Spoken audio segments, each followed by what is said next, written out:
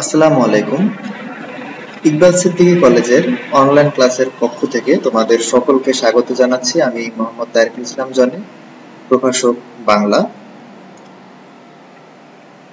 আজ আমি তোমাদের সাথে আলোচনা করব এইচএসসি বাংলা প্রথম পত্রে যে অনুবাদ গল্পটি সংকলিত হয়েছে সেটি নিয়ে। তোমরা জানো এইচএসসি বাংলা প্রথম পত্রে যে অনুবাদ গল্পটি সংকলিত হয়েছে তার নাম নেকলেস। এর মূল রচয়িতা গি দা মোপাসা এবং এটি বাংলায় অনুবাদ করেছেন পূর্ণেন্দু দস্তিদার। নেকলেস গল্পের প্রথম লেকচারে আমি নেকলেস গল্পের মূল রচয়িতা ও এর বাংলায় অনুবাদক সম্পর্কে তোমাদের সাথে আলোচনা করব। নেকলেস গি দা মোপাসা। গি দা মোপাসা 1850 খ্রিস্টাব্দের 5ই আগস্ট ফ্রান্সের নরম্যান্ডি শহরে জন্মগ্রহণ করেন। তার পুরো নাম হেনরি র্যান্ড্রি আলবার্ট গি দা মোপাসা। তিনি ছিলেন খুবই স্বল্পভাষী ও লাজুক স্বভাবের। তার পিতার নাম গুস্তাভো দা মোপাসা ও মাতার নাম লরা লি পয়টেভিন। মায়ের চারিত্রিক বৈশিষ্ট্যের অনেকখানির প্রভাব পড়েছিল তার উপর। তার মা ভুগতেন দুরারোগ্য এক ব্যাধি মেলানকোলিয়ায়। এক প্রবল একাকিত্বের বোঝা ভার বয়ে বেড়াতেন তিনি সবসময়। মোপাসারা ছিল তাই। মধ্যবিত্ত পরিবারে জন্মগ্রহণ করার সুবাদে তার সুযোগ হয়েছিল শিক্ষা অর্জন করার। 1867 খ্রিস্টাব্দে মোপাসা একটি নিম্ন মাধ্যমিক স্কুলে ভর্তি হন এবং 1869 সালে মোপাসা প্যারিসে আইন বিষয়ে লেখাপড়া শুরু করেন। নিম্ন মাধ্যমিক স্কুলে পড়াশোনা করার সময় তিনি বিখ্যাত ঔপন্যাসিক গুস্তাভ ফ্লবেয়ারের সঙ্গে পরিচিত হন। পারিবারিক বন্ধু গুস্তাভ ফ্লবেয়ার মোপাসার সাহিত্য জীবনের অভিভাবকের ভূমিকায় অবতীর্ণ হন। এই মহান লেখকের নির্দেশনা ও সহযোগিতায় তিনি সাংবাদিকতা ও সাহিত্য জগতে প্রবেশ করেন।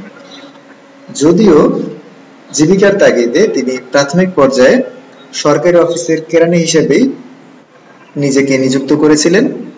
1872 থেকে 1880 সাল পর্যন্ত নৌ মন্ত্রণালয় ও শিক্ষা মন্ত্রণালয়ের অফিস করণিক বা কেরানি হিসেবে তিনি চাকরি করেছিলেন। এছাড়াও ফ্লবেয়ারের বাসায় তার পরিচয় ঘটে এমিল জোলা ও ইভান তুর্গনেভ সহ অনেক বিখ্যাত লেখকের সঙ্গে। কাব্যচর্চা দিয়ে তার সাহিত্য জীবন শুরু হলেও গল্পকার হিসেবে তিনি বিশ্বব্যাপী খ্যাতি অর্জন করেছিলেন। তার প্রথম কাব্যগ্রন্থের নাম ডি ভার্স, যেটি 1880 খ্রিস্টাব্দে প্রকাশিত হয়।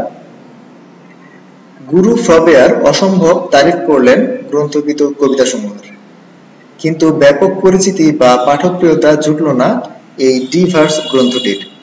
কিন্তু তিনি দমে যাননি। তিনি তার সাহিত্যিক প্রতিভার ছাপ রেখেছিলেন ছোট গল্প, উপন্যাস, ভ্রমণ সাহিত্যে। এখন আমরা তার সাহিত্যকর্ম নিয়ে আলোচনা করব।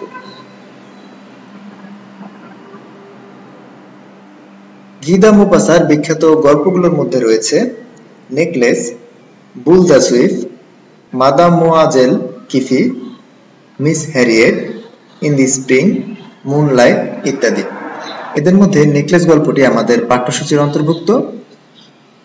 বুল দ্য সুইফ এটি আকারের দিক থেকে একটি বড় আকারের গল্প এবং এটি প্রকাশ করা হয়েছিল 1880 সালের দিকে। 1880 সালের দিকে প্যারিসের তরুণ সাহিত্যিকদের একটি দল একটি সাহিত্য সংকলন বের করেন যার নাম লেস সব্রেস ডি মেডান। এই সংকলনেই এমিল জোলা ও নেতৃত্বস্থানীয় কথা সাহিত্যিকদের গল্পের পাশাপাশি ছাপা হলো মোপাসার প্রথম বিখ্যাত বড় গল্প বুল দ্য সুইফ। এছাড়া 1883 সালে মাদামোয়াজেল কিফি এই গল্পটি প্রকাশিত হয়। মিস হ্যারিয়েট তার অন্যতম একটি বিখ্যাত ছোট গল্প। ইন দ্য স্প্রিং, মুনলাইট এগুলোও তার নামকরা ছোট গল্পের অন্তর্ভুক্ত। গি দা মোপাসা রচিত প্রথম উপন্যাস উন রাই, কিন্তু এই উপন্যাসটি সরকারি রোষানলের শিকার হলো। নিষেধাজ্ঞার কঠোর কারাগারে বন্দী হওয়ায় দেখল না প্রচার বা বিক্রির মুখ। তার আরো একটি বিখ্যাত উপন্যাসের নাম বেল আমি, যেটি 1885 সালে প্রকাশিত হয়েছিল। বেল আমি প্রকাশিত হওয়ার কিছুকাল পরেই গিদা মোপাসার মধ্যে মানসিক রোগ লক্ষণ প্রকাশিত হতে শুরু করে। এ সময়টিতে তিনি নিজেকে সুস্থ করে তুলতে সমুদ্র ভ্রমণে বের হন এবং এই সমুদ্র ভ্রমণ থেকে আসার পর তিনি কিছুকাল সুস্থই ছিলেন। 1890 সালে জীবনের সর্বশেষ রচনা লা ভি এরান্টে এটির কাজ তিনি শেষ করেন। এরপর মাত্র 3 বছর তিনি বেঁচে ছিলেন। মোপাসা মারা যান 1893 সালে মাত্র 43 বছর বয়সে।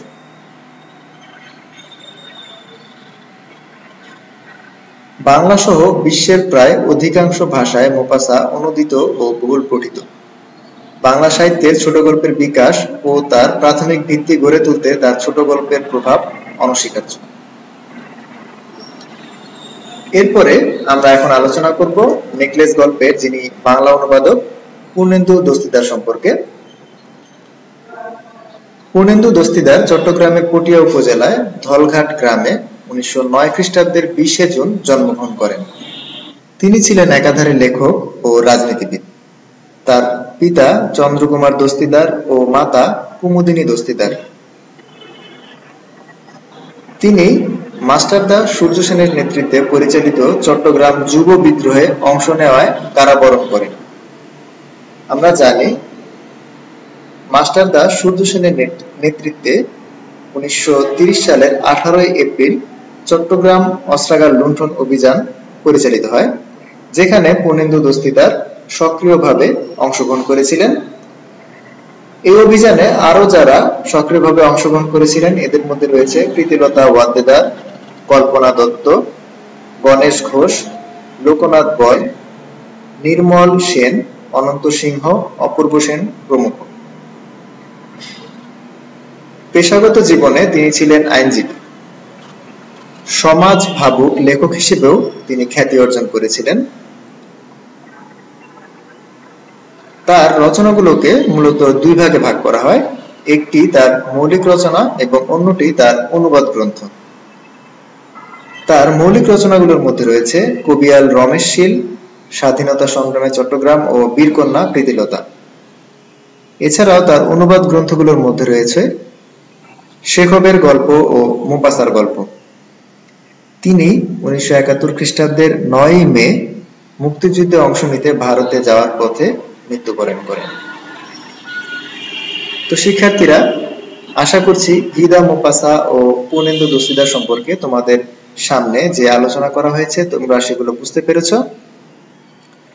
নেকলেস গল্পের আগামী লেকচারে আমি মূল গল্প নিয়ে তোমাদের সামনে আলোচনা করব। সে পর্যন্ত সকলেই সুস্থ থাকো, ভালো থাকো। আল্লাহ হাফেজ।